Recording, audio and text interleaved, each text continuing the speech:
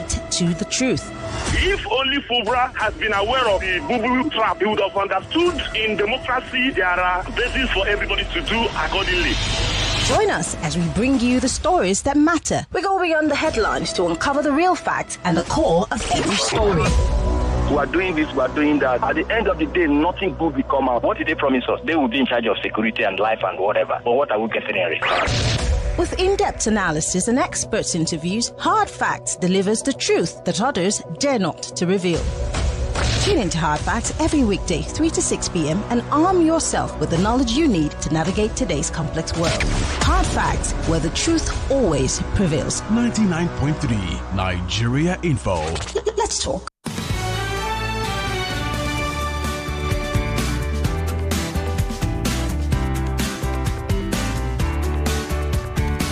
.3 Nigeria Info. This is the nation's #1 talk news and sports radio station. We're broadcasting live from our audiovisual studios right here in Etimeyan Crescent, Victoria Island, Lagos. Welcome to Hard Facts. This will be your most authentic news experience. It's an abridged version today because you know what? On the 4 o'clock hour, we're playing, it's going to be the third place debate of I Beg to Differ Students Debate Championship.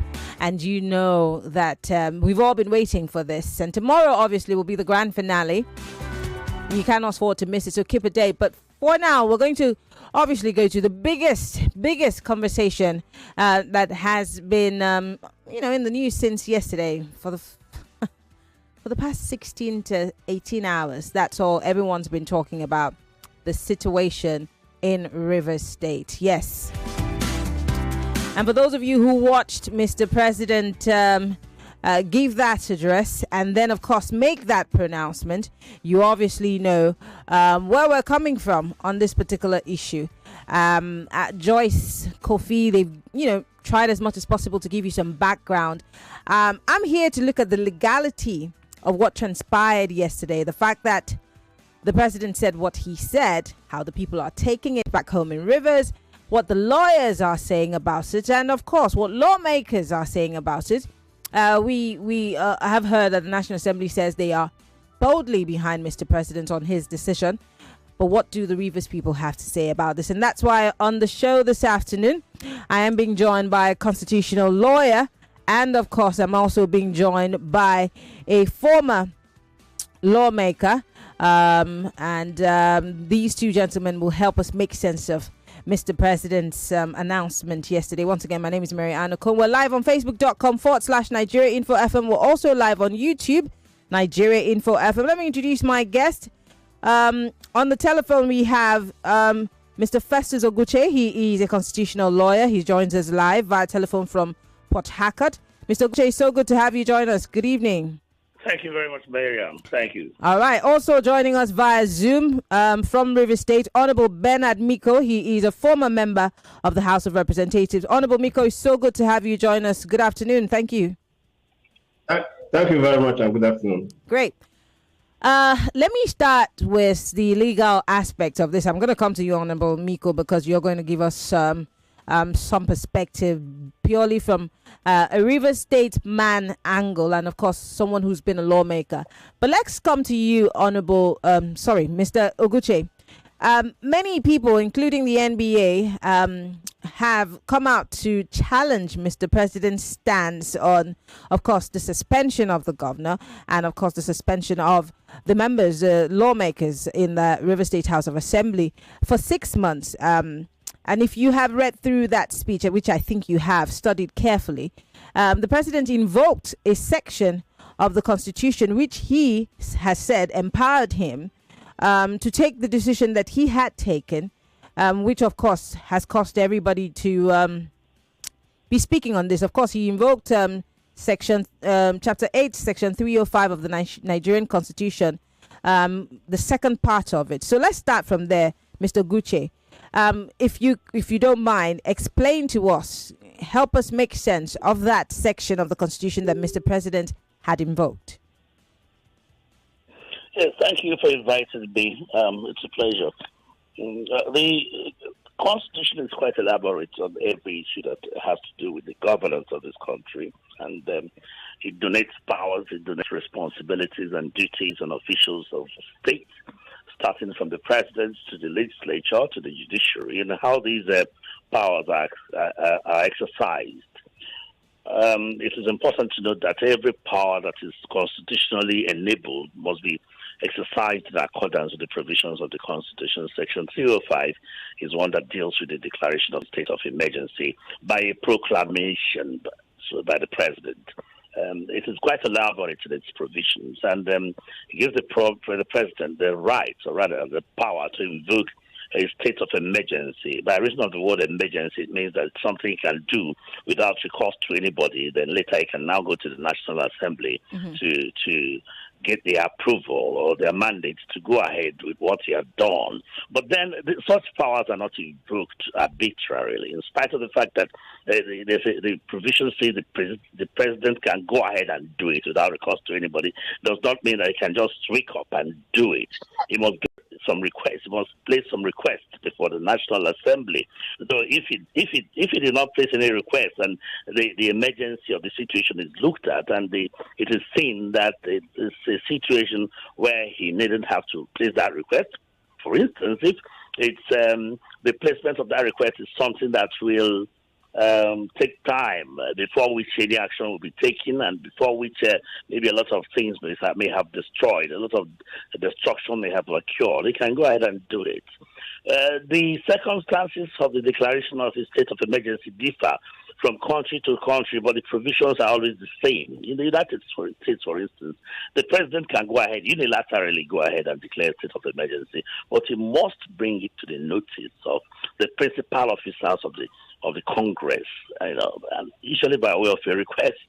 So it's a little out of the way, for instance, for somebody to wake up and all of a sudden hear that there's a declaration of a state of emergency or a proclamation to that effect for a state in Florida, when it had not gone through the initial process, the initial the preliminary processes. At least people should be aware of it and all that. So it's not that the president can just do that and use that as a booby trap or maybe as a surprise to people. But then it's there in the Constitution. It's a sacred document which everybody must respect, which everybody must abide by. That's the organic instrument of governance. It's the one that gives us the direction, the fundamental principles of governance, the rights and duties of Nigerians, the responsibilities of people in governance, people who are elected, people who are appointed, on and on. Does the Constitution expressly empower a president whatsoever, no matter what the circumstances may be? I mean, of course, you tried to spell out what that section of the Constitution says, but does that Constitution expressly empower a president to suspend or remove a democratically elected governor and, of course, a House of Assembly? That's the aspect of the president's broadcast yesterday that took me by surprise, because the matter has been settled in a very recent case in 2002 between the Attorney General of Abia State and the Attorney General of the Federation. It's even a matter of common sense. The president came in by way of an election, the governor by way of an election. What empowers the president to go and remove or suspend the governor, members of the House of Assembly, people that were elected by the people, in whose trust the sovereignty of the federation lies? There's no provision whatsoever. Nothing. It amounts to a coup d'etat for somebody else to wake up in the morning and think he can remove a governor or even the president. If you remove the president, it becomes a coup d'etat. The same effect if you remove a governor. I think the president went beyond the limits of the presidential bounds to go ahead and suspend what authorizes the president in a federal system to suspend democratic governance in a state, in a subnational unit within that system. It doesn't exist anywhere.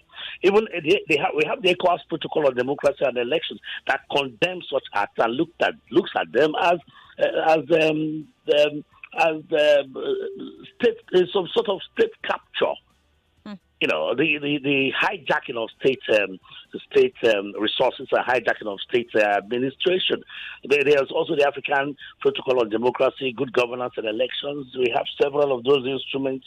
We have We have the Covenant on Civil and Political Rights, the Universal Declaration of Human Rights, that gives the people the right to participate in their government, either directly or through elected representatives, and they can do it by the voting procedures, and the people do that pursuant to their sovereignty, and somebody else wakes up and thinks he can remove them because he declared a state of emergency.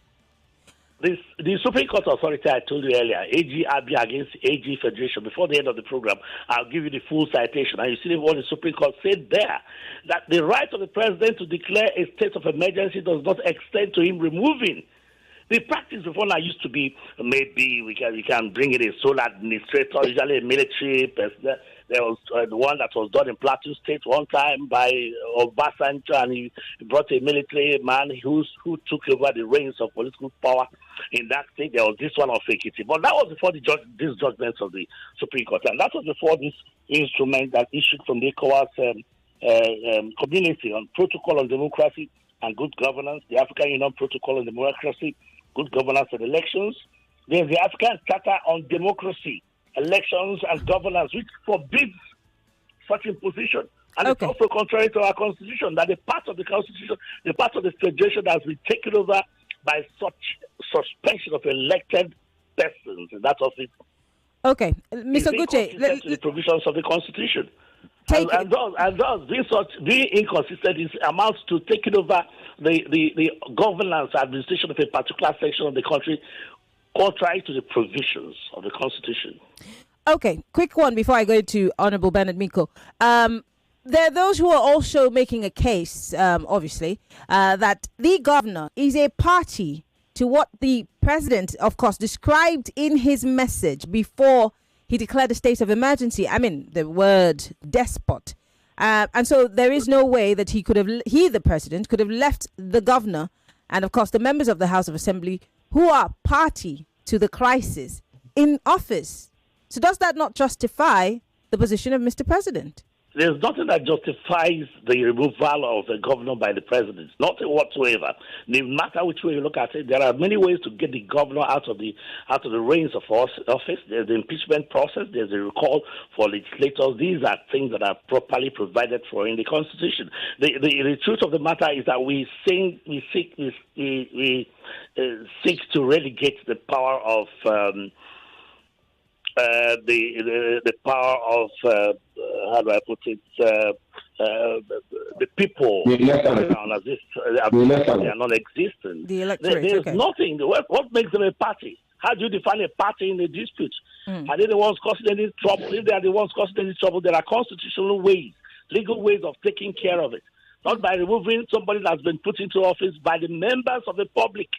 You know, we may not have recourse to referenda, because maybe some person's state is not part of our constitution. But I totally disagree that all they left from the Supreme Court, and the Supreme Court has made all these pronouncements and decisions, which I totally find it difficult to reconcile myself with.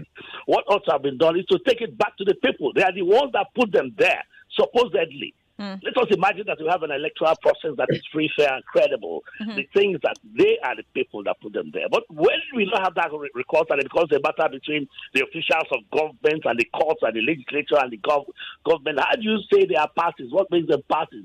What makes the president less of a party in the whole issue as for him to even remove himself or resign from office? Okay. If that's the case, what we are saying is that under those circumstances, both under any domestic law and international law is not peculiar to the Nigerian law at all. Will a president or anybody for that matter remove an elected person within the tenure of his office? Okay. Mr. Oguche, I'll come back to you. Let me come to you, Honorable Miko. You obviously are an Ogoni man. You have represented your people in the National Assembly as a House of Representative member. You've been on this show over and over again talking about the situation in Rivers State. And I remember the last time I asked, where the voices of the Rivers people is being reflected in all of this, the back and forth, whether it be when the president spoke to Pandef and Ijaw people, the Ijaw group, to go ask the governor to toe the path of peace. This back and forth, obviously, is between the governor, his predecessor, and members of the House of Assembly, the 27 lawmakers. Where is the voice of Rivers people? Because now that there's a state of emergency, the people of Rivers State, and I'm talking about the ordinary people of Rivers State, are the ones who are suffering, not Mr. Wike. Well, maybe Mr. Governor, because he's not going to be governor for 6 months. But then, of course, whatever is the fallout, the consequences will be borne by Rivers people. The pipelines that have been blown up, of course, that is the Commonwealth of Nigeria going up in flames. Where does the voice of the Rivers person come to play in all of this, sir? Yes, thank you very much. Rivers people are very familiar by these antics of global oil politics. You see, if you cast your mind back to history, and you are a student of history, you find out that in 1877, King George of Okubo was forcefully removed and sent on exile by the British Vice Consul because of trade in palm oil. After the slave trade, it was palm oil that was used, to drive the industrial revolution. It was forcefully removed. Now that is that aspect, 1877. Then in 1995, we, the Ogoni people in Rivers State, had issues with Shell over environmental degradation, and Sariwa and 8 others, including 4 others, were killed. What was the issue? It was oil. When this matter started, we knew that it was emergency. You have seen national grid collapsing many times in the country by saboteurs, and no state of emergency was declared. You have also seen territories being hosted, flags being hosted on the Nigerian territory by bandits, Boko Haram, and all sorts of people, and nothing happened. It wasn't declared. And if you also look at the statement and tweets made by this president, President Bola Tinubu, when he was leader of the opposition at APC during the Jonathan administration on the 16th of May, 2013, when state of emergency was imposed on Yobe, Borno, and Adamawa states. He said that you cannot remove a sitting. I'm so sorry, Honorable. Please just hold that thought. Let's just quickly go on a break. We'll be right back. You are listening to your number one station for talk. 99.3 Nigeria Info. 99.3 Nigeria Info. Let's talk. A big part of our initiative anyway in trying to get the kids into hospitals is that they can start to see and perhaps understand and master a little bit their own God-given talent. Before they're even trained, you can draw. Do you understand what I'm saying? Everything else you have to learn. Science you have to learn. Everything else you have to learn. So it's then how do we nurture that, right? And nurturing is patronage. Yes.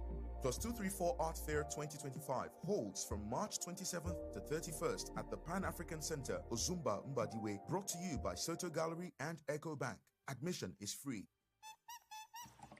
Hi, e dey tasty, creamy and nourishing. E get vitamins A, D, E, B1, B9, B12 and zinc. Na original Naija yogurt. I beg you, make una throw away salute for fine yogurt.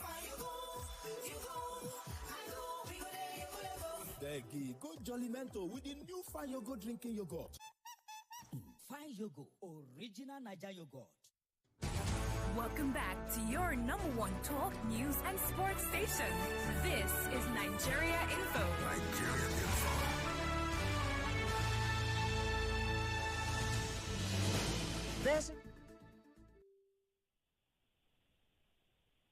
Millions of listeners trust us on Hard Fact.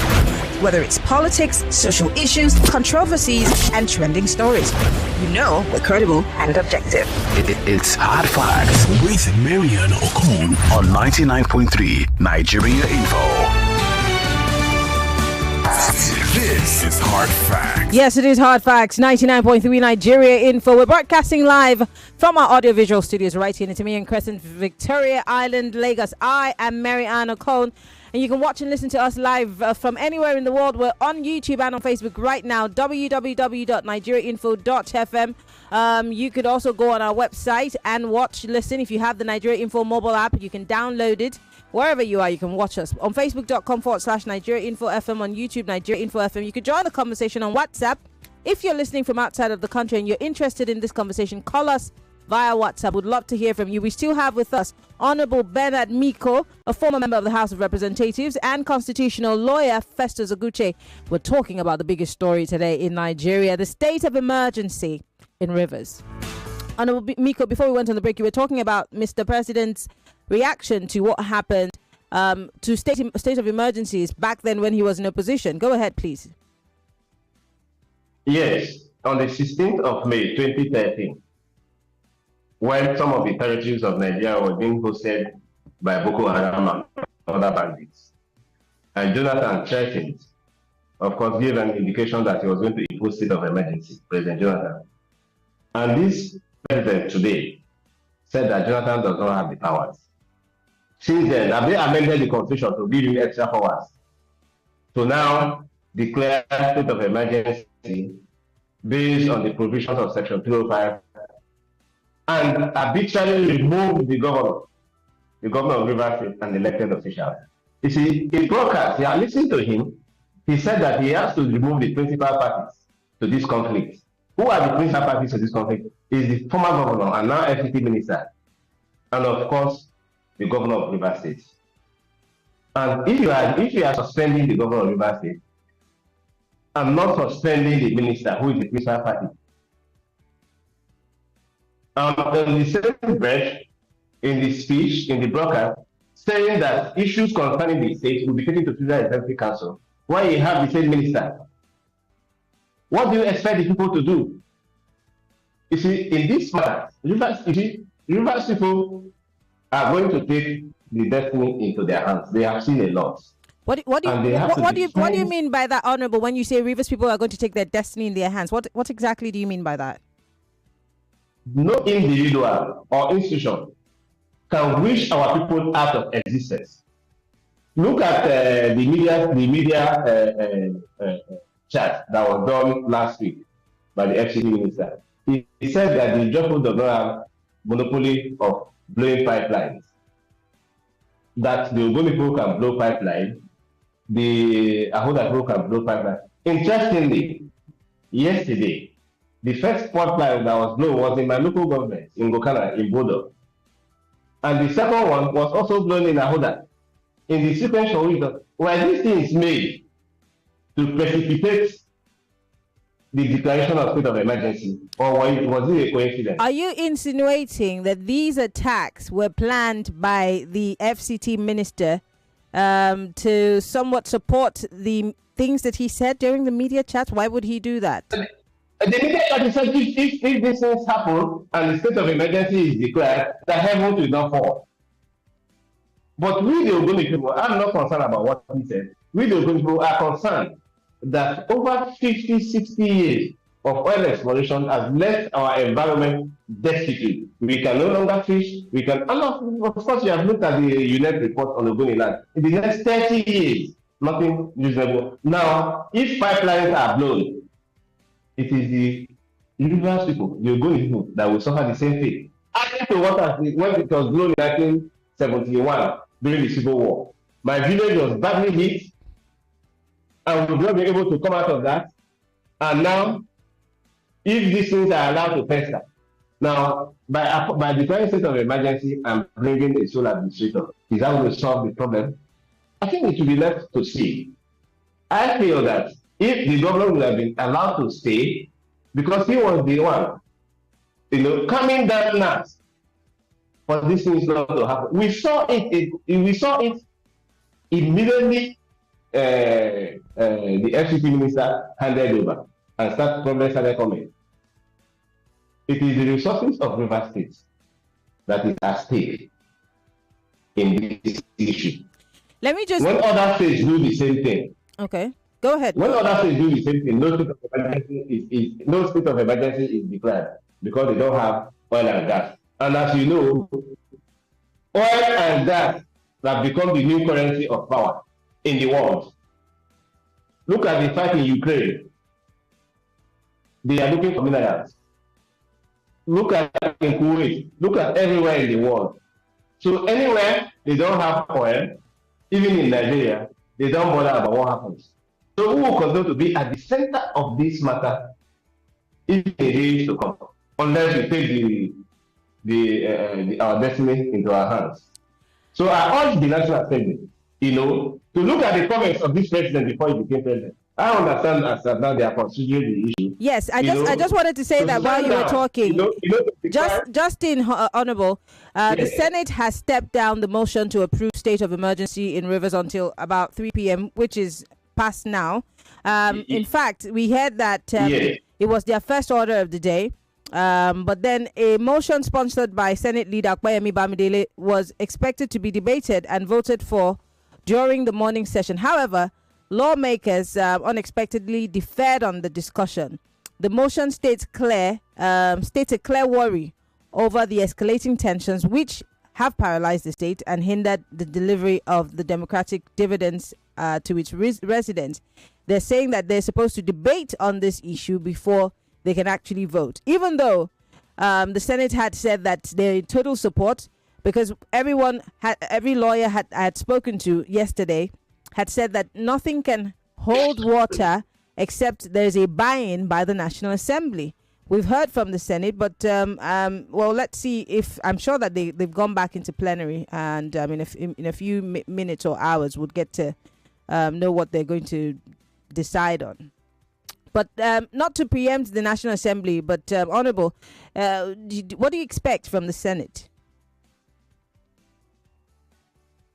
Well, going by parliamentary ethics, they have for the position of their Honorable, I'm so sorry. We've lost your connection and we can barely hear you. So I'm going to defer to Mr. Oguche, and then we'll come back once your network is stable. Mr. Oguche, now obviously the Senate is taking some time to look at the motion of the state of emergency, and just like I asked the Honorable, what do you expect? Well, what do I expect? That the Senate can only act in accordance with the powers donated to it by the Constitution for the peace, good governance, and security of the Federal Republic of Nigeria. It cannot go beyond these areas.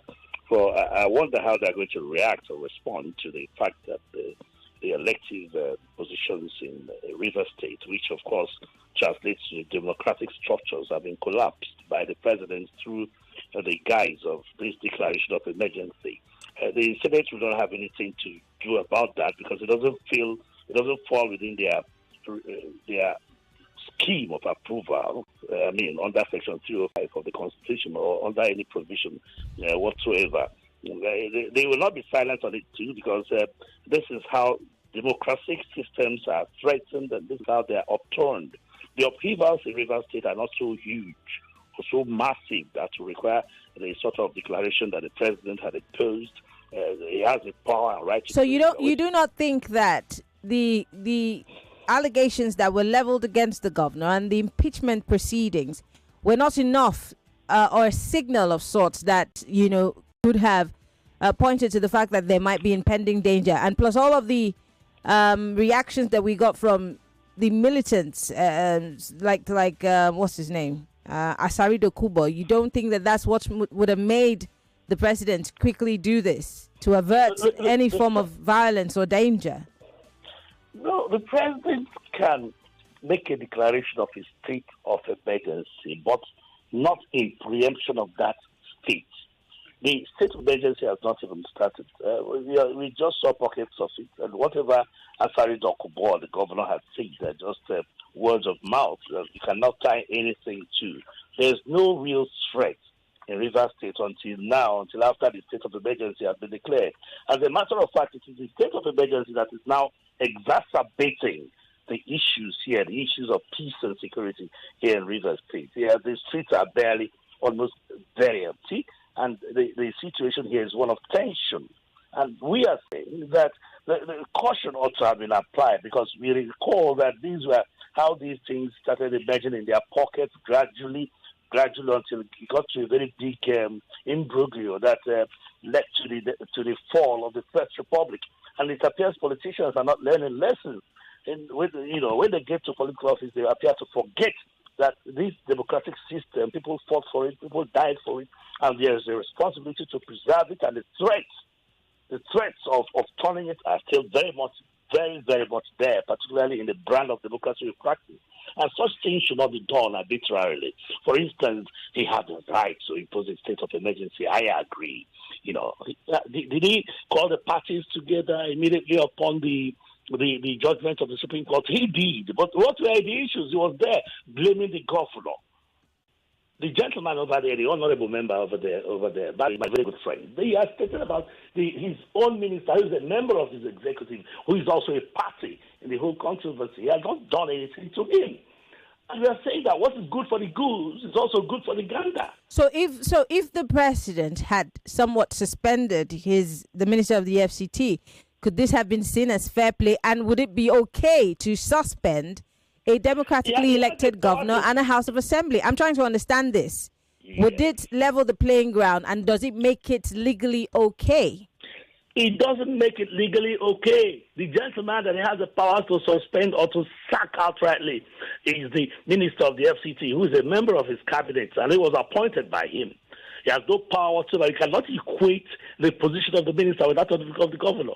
What we are saying is that it is a drawn line, drawn by all instruments, international instruments, regional instruments, national instruments, that nobody has the power to remove an elected person, somebody who is put into that office, except within the strictures of the constitutional provisions or procedures that put him there in the first place. Unless maybe there are certain extraordinary circumstances that are rules. Probably something like death, something like infirmity, or something like, but not anybody waking up and thinking that he can remove. No, the power of the president does not extend to that area. Okay. It doesn't. Okay. The person who he has the power to remove, he didn't remove him. He went to rather remove somebody who was put in by the people. The usual course of things in some democracies, particularly those ones in the northern part of Europe, is that it's only the people that put him there that can bring the governor out. They want him out. Not even, there's no provision for impeachment even, for instance. In Copenhagen, I'm told. But if the president takes it upon himself that once there is an emergency situation, he can get the governor involved in it, because the governor himself has the power to get the president to declare a state of emergency pursuant to Section 305 of the Constitution. What we are saying is that people must do things to ensure that this democratic order is preserved. It's not this ego massage. Mr. Oguche, I'm going to come back to you. I want to quickly play a video, but let me come back to Honorable Miko before I open up the phone lines. I have a video of a famous minister from the north, I think Issa El Buba. I'm sure that a lot of us will know him. He's a prayer preacher from the core north, and he said something about the judiciary, which I would want your intake. But let me come back to Honorable Miko. Honorable Miko, now that we have a state of emergency, I just saw the president has fully inaugurated, or rather sworn in, Iboy Tebas as the sole administrator in Rivers State as we speak. So now what? Going forward? I do not know, because we've been trying to understand where is the governor. There's some speculations on social media that he's been in holding somewhere in the government house. What happens to the governor? Does he go home to his house? How will the activities in the state run? And after 6 months, what is expected to happen? Well, for that question, if the state of emergency was imposed based on the president's head, because some critical oil installations were vandalized and threat to the economy of Nigeria, then if There we go again. We've lost that connection again with Honorable Bernard Miko. Let me take you, Lagos, to the video put together by, well, it was a live video that was put up by a priest. I won't call him a priest, a preacher. Issa El Buba, he's a very famous one. And he was speaking to the judiciary, speaking to Mr. President, reacting, obviously, to the state of emergency in River State. I'll play that and then I'll come to the phone lines and open it up because I know that you have thoughts and you have comments you want to run by me. Take a listen. Well, Nigerians, I am coming to you with a very, very heavy heart. And I think we all need to rise up as a people. Our behavior as a people is not right. I come as a pastor, I come as a priest, I come as an intercessor. And I'm grieved. This thing that is going on in River State must stop. Wiki, you must stop this thing in River State. You must stop it. You are no more the governor. I don't care whatever the story is about the governor. He is the governor, whether he betrayed you or not. You must stop this evil. You must stop this nonsense. We cannot continue to be having people messing up our nation. Supreme Court, some of the Supreme Court judges are sat on that panel. You can see what you're causing. The Supreme Court, you have lost your honor before the citizens of Nigeria if you don't know. It's time for you, the judiciary, to begin to restore your credibility. People cannot be walking their way, one person manipulating all of you. Look at the way you are behaving. Where is the hope of the average citizen? Nigerians, please, we need to begin to speak to these people. It's painful to see the way things are going down in the country. Right before our eyes, we're losing the system. Democracy is being attacked. Haba, let's rise up together and stop this wickedness. The other thing is about Jackson, the young man that was defending himself. I have encouraged Nigerians, especially in the north, to defend themselves against the terrorists that come in the form of headers. The young man ended up defending himself, and the Supreme Court passed a judgment to say that he will die by hanging. Yes, that's Issa El Buba speaking on the river situation. And I'm coming back to you, Mr. Oguche, because he spoke directly to your constituency, which is obviously the judiciary. And he talked about the Supreme Court and all of the judgments that have been given so far. Quickly, in 1 minute, would you like to respond? Well, I want to respond because some of us here are bearing the brunt of whatever is going on, the loss of confidence in the judiciary. I'm a lawyer, and that's where I feed my family from. That's where I get sustenance from. One of the primary hallmarks of the legal profession, which is its enabling principle, is the public confidence, the confidence that people have in the judicial system. And I note that it has waned very, very seriously over the past few years because of the inclination and the type of decision which translates to travesties that are being churning out from these temples of justice, particularly the Supreme Court. The fact that these are areas of public interest where the public know very well the person who won the election, the person who did not win the election, and they sit on their own and apply legally. Some of these legalese, you don't even know where to find them. The recent judgment on the River State issue, I must frankly tell you, Maryann, is one that requires somebody like me to go back to the classroom to begin to learn new principles of law in accordance with the judgment of the Supreme Court, because these are issues and areas and principles they brought that we have to reconcile ourselves with. And I find it difficult to reconcile myself with it. Okay. You know, for those of us who are found in the rules of practice, it also means that we have to bring some of these constitutional principles that are globally known: the rule of law, supremacy of the Constitution, separation of powers. They have to go and bring the world to confine or to reconcile their own principles, which they know as universal, with the one of the Supreme Court of Nigeria. We are going totally towards a different direction. If the Supreme Court had given a judgment that is fair, credible, and objective, this controversy shouldn't have arisen. One had expected that knowing that they are not just a court of law, but a court of policy, that they will give decisions that will give vent to settlement. So this warring parties coming down from their high horses, from their Olympian heights to the valley of reality on how they on the need to have this matter settled. But they went and gave this judgment. This is the effect. This is the fallout of these judgments of the Supreme Court. All right, I wanna quickly, in 1 minute, Honorable, because our time is fast spent. I did ask a question earlier on. What happens next? Well, you see, our people will still exist. There have been legal instruments issued by the British people during the Berlin Conference, appropriating us to John Goldie. John Goldie sold us to the British people for £860,000. We are still existing.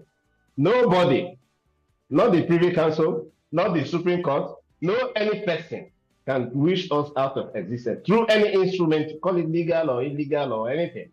We are going to survive. Are you insinuating that this state of emergency and all that has transpired between Wike and the lawmakers and the governor is trying to wish the Rivers people away? Why do you think that?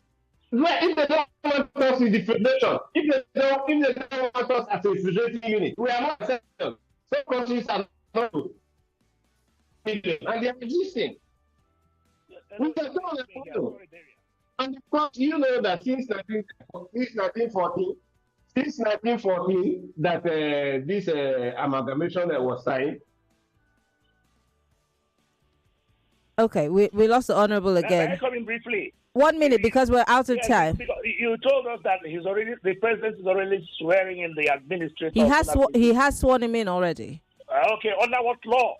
So that you give it, let that be a food for thought for your callers. Under what law does the president have the power to swear him in as the chief executive of a component unit that is elected in an elected platform in which the democratic system is functioning? What gave the president the powers? And he's doing it without the National Assembly approval. So he has just jumped the stakes. He has put the cat above the horse. In other words, he doesn't have any regard for the members of the National Assembly, and they are following him that kowtowing to his own request simply because maybe they know what they are playing. They know good at the games they are playing. But this time, I think they have if it's a joke, they have taken it too far. All right, I want to bring negotiations into the conversation. We have just about 5 minutes before I go on a break. So Lagos, 30 seconds per call. Go straight to the point. The guests know that it's a good afternoon. Might not be good because they're not happy, but it's okay. Call us, tell us where you're calling from, and go straight to the point. The numbers to call 0201-277-0993. For the ladies, 0201-465-7190.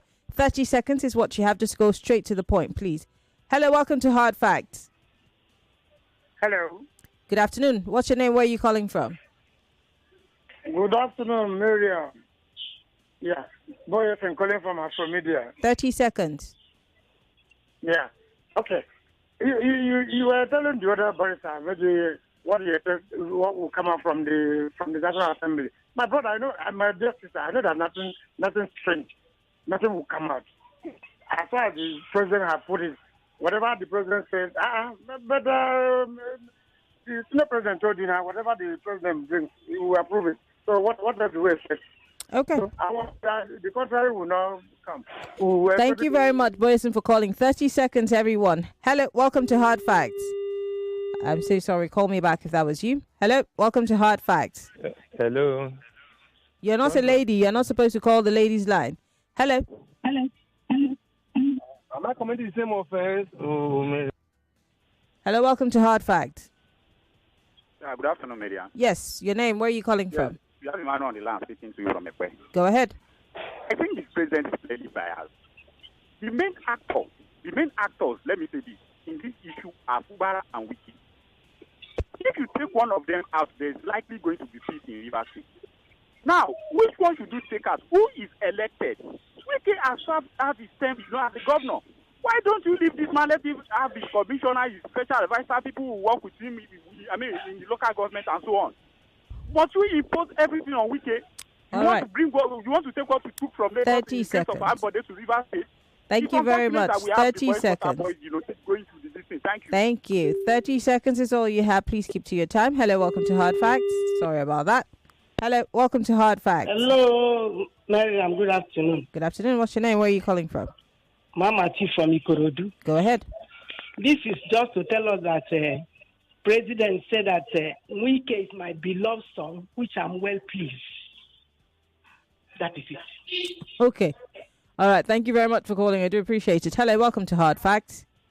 Hello. Good afternoon. What's your name? Joe. Where are you calling from? Joe. Joe. The only thing I have to say is just Nigeria, Jaga, everything. Okay. All right. Thank you very much for calling. Hello, welcome to Hard Facts. Hi, Maryann. Good afternoon. Good afternoon. Go ahead. Remember when this issue came up yesterday? Remember what I told you? Now, look at what has played out from yesterday till today. This injustice can't be sustained. If anybody legalizes or justifies what the president has done, we are all in for a big hard time. This is just not it. Certainly not a state of emergency. Thank you very much, Maryann. Thank you very much for calling. I do appreciate it. Hello, welcome to Hard Facts. Hello, Maryann. Yes. Yeah, what happens... What's your name and where are you calling from? Why are you a man calling the female? Actually, I'm calling from... No, you're a man. You can't be calling the female line. Sorry. Hello. Hi, good afternoon, Mimi. This is Florence. Hi, Florence. Go ahead, please. So people should stop being emotional. This is just a game. As far as I'm concerned, I told my colleague that the administrator is solely coming to reset the local government structure by conducting elections. For 6 months after the elections are conducted, they are probably going to bring back Fubara, and it's just going to stand there till the end of the 4 years and it's kicked out. That's my problem. Okay. That's my take. Interesting perspective. All right. All right. Thank you very much for calling. We're going to go on a quick break. Let me just read some messages. This one says, I am splendid, commenting from London. I want to ask your guest if the governor can seek redress in court, and that's a question for Mr. Oguche, but when we come back from the break, he will answer that question. Someone here says, Governor Fubara wasn't smart enough to tame Wike at the first instance. He would have built his structure using the House of Assembly members to himself before confronting Wike. Maybe Fubara no one spend money to get what he wants. In all honesty, the president is seemingly on the side of his minister, Wike, and it's very unfortunate. Noah from Migondo sent us that message. This one says the root cause of the problem in River State is the minister of the FCT. We all know that Wike wants to control the state despite being the FCT minister. Why is the president treating the symptoms instead of tackling the root cause, which is Wike? There are states in the north that have state of emergency declaration is long overdue. More conversation, more talk, more right after this. Every day is about winning with one play on Nigeria Info. On Nigeria Info, daily winnings is now over 150,000 naira. Just go to oneplay.ng or dial *347 *880 *3#. Play with as little as 500 naira, and in a few seconds, your ticket is in the draw. The more you play, the better your chances of winning every day on the Morning Crossfire, WhatsApp Lagos, and Game On shows on weekdays, and the Football Frenzy shows on weekends. But that's not all. Every Friday, there will be a 500,000 naira jackpot. Playing during the week automatically qualifies you for the weekly jackpot. Your chances of winning are the same whether you play on oneplay.ng or dial *347 *880 *3#. Remember to play responsibly. Not suitable for persons under the age of 18. OnePlay is a registered trademark under Lasho Trading Services Limited, licensed by the Lagos State Lotteries and Gaming Commission.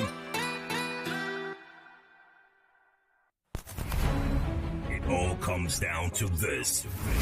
Weeks of fierce debate, sharp arguments, and unshakable confidence. Now, only the best remain. This Wednesday at 4 p.m., two rising stars step into the ring. Akinshule Oyindamola and Chaloku Naomi clashing on the topic. Cash transactions are more reliable than cashless transactions. Who will stand their ground? Who will falter? Then, on Thursday, the grand finale. The I Beg to Differ studio opens at 3 p.m. on Thursday, and at 4 p.m. it's the ultimate showdown. Esther Joseph goes up against Ifeolu Olaiya on the topic President Bola Tinubu has demonstrated he is the right leader for Nigeria. But they're not done yet. At 5 p.m., these two world warriors return, this time to deliver a powerful presentation on the topic the Nigerian woman. It's not just a battle of words, it's a test of intellect, passion, and oratory prowess. Who will rise? Who will take the crown? One champion will emerge. Be there. Witness history. I Beg to Differ final week live for Wednesday and Thursday. Tune in live on Nigeria Info 99.3 and Kids FM 101.7 Lagos. And watch the action unfold on Facebook and YouTube at Nigeria Info FM. I Beg to Differ, supported by Obiwisi, Diamonds and Pearls Travels Limited, and Chrisland Schools. Prize money sponsor, Tollywood College. I Beg to Differ, the Tournament of Champions.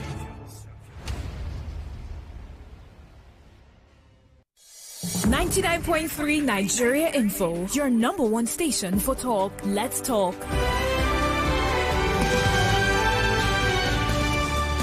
I have just 2 minutes to go, so I'm going to come back to my guest. Honorable, I'll just give you 60 seconds to wrap things up.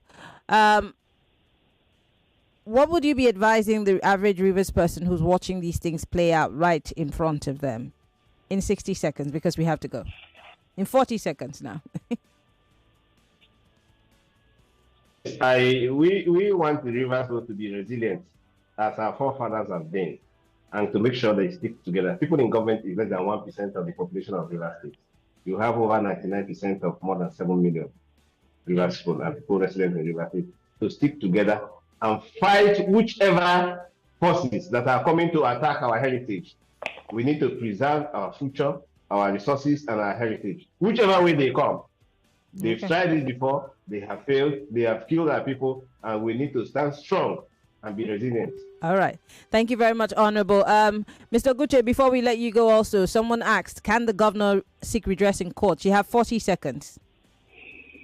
Well, the courts are there for anybody to explore. They are there to dispense justice. But I have my doubts about the nature of justice that will issue from the judiciary, particularly if the matter gets to the same Supreme Court that gave the judgment, for instance, that the governor is guilty of collapsing the House of Assembly complex, and for that reason he's convicted, then he must pay a fine of 10 million naira for that purpose. We have to go. We have to go. I want to say thank you. Festus Oguche is a constitutional lawyer. He joined us live from Port Harcourt. Honorable Bernard Miko is a former member of the House of Representatives. He also joins us from River State. Thank you so much, gentlemen, for being part of the show. We appreciate you. Yeah, thank you. Thank you very much. Well, Lagos, there you have it. Don't forget, you can follow me on Twitter, Instagram, Threads, MIMIEYO, or just search for Maryann Okon. I beg to differ. Students debate. This is the third place match. It starts right now. Stay with us. We'll be back after these messages. So while the sun is still out, lend a helping hand to someone in need. Ramadan Kareem from all of us at Noor. As long as it's worth paying attention to, interesting or significant. 99.3 Nigeria Info. We are more than just radio. Subscribe to our YouTube channel at Nigeria Info FM. Check us out on Facebook at Nigeria Info 99.3. Follow us on Twitter at Nigeria Info FM and on Instagram at Nigeria Info FM Lagos for live updates as it happens. 99.3 Nigeria Info. Let's talk.